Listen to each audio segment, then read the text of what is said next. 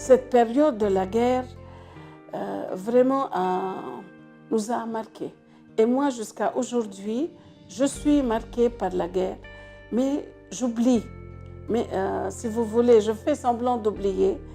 À ce moment dur, il n'y avait pas de passage entre les deux bâtiments.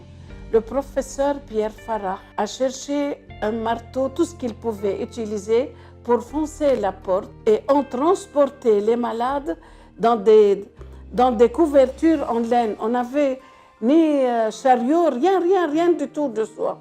Vraiment, c'était une période très, très dure.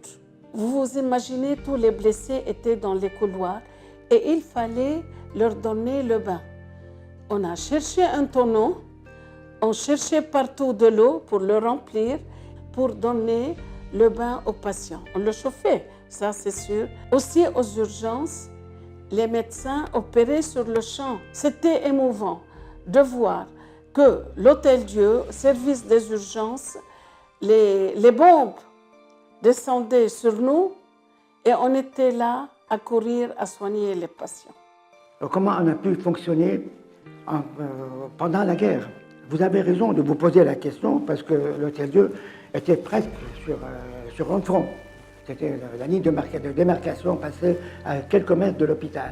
Au plus fort de la guerre, maintenant, on était obligé très souvent de déplacer les enfants, comme d'ailleurs beaucoup de malades de l'hôpital, dans les couloirs du rez-de-chaussée, parfois dans les sous-sols.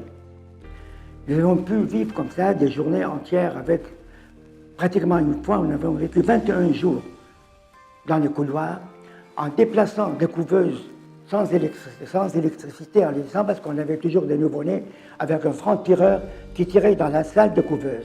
Et puis je me rappelle, ce jour-là, j'avais manqué d'un humidificateur parce qu'à l'époque, donc, on utilisait les enceintes de Hood qu'il fallait humidifier. Ça bombardait de partout, il fallait bien quand même faire quelque chose. Alors on a eu l'idée de prendre un chauffe-biberon.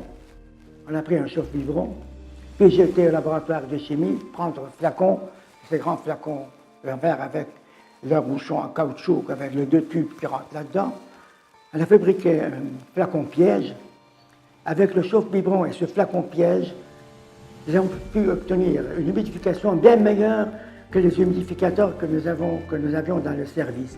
Nous avons pris des risques, mais des risques qui étaient calculés. Et je ne pense pas que nous avons perdu des enfants.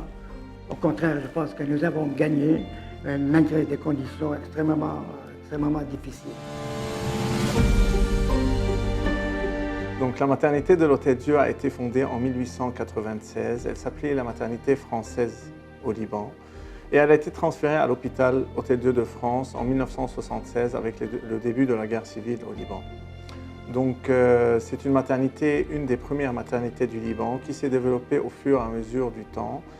Elle a été traversée par plusieurs guerres, les deux guerres mondiales et la guerre civile au Liban. Et jusque-là, elle a pu se développer progressivement pour arriver à une étape actuelle où elle est un service de pointe au niveau national et même international. Notre maternité se caractérise par une maternité de niveau 3, qui est un service tertiaire de référence au Liban. C'est une maternité de niveau 3 de point de vue prématurité, où on reçoit les grands prématurés au niveau national grâce à notre service de réanimation et de réanimation néonatale à l'Hôtel-Dieu. Durant le séjour en maternité, la maman profitera en permanence d'une éducation. Ce qui veut dire la sage-femme est présente avec elle dès le début. Donc elle lui donne les conseils, que ce soit des conseils individualisés au chevet de la dame dans la chambre. Elle voit l'allaitement, elle donne des conseils sur l'hygiène, des conseils sur les soins. Que ce soit également dans des séances d'éducation.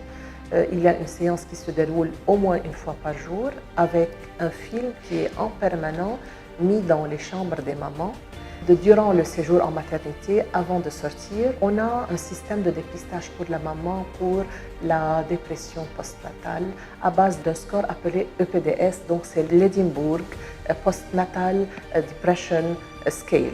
Il détecte chez la maman qui accouche un risque de faire une dépression. Il y aura un pôle qui va regrouper la maternité et la pédiatrie ainsi que le bloc accouchement. C'est vrai qu'on est en état de restauration de certaines parties, mais dans bientôt 2019-2020, nous aurons un pôle adéquat qui va aider la maman et l'enfant qu'ils se sentent en sécurité et pour leur prodiguer les meilleurs soins de qualité. Nous allons parler aujourd'hui du pôle mère-enfant et de l'évolution de la structure qui va se faire dans le futur. Ça va devenir une structure qui est basée sur des sous-spécialités. Ces sous-spécialités vont être essentielles pour améliorer les soins de la femme, en tant que mère, avant l'accouchement, après l'accouchement. Avant l'accouchement, c'est-à-dire dans les diagnostics anténataux et dans tout ce qui peut se faire, comme exploration chez la femme, et dans les soins postnataux, donc dans ce qu'il y a de meilleur, comme suite de couche, le service après accouchement, qui sera vraiment un service de luxe dédié à la femme enceinte, de telle sorte à ce qu'elle se sente chez elle après l'accouchement. Si vous remarquez, le centre de notre pôle mère-enfant, c'est la patiente, c'est la femme. Hôtel-Dieu de France au service de la vie. Hôtel-Dieu au service de la vie.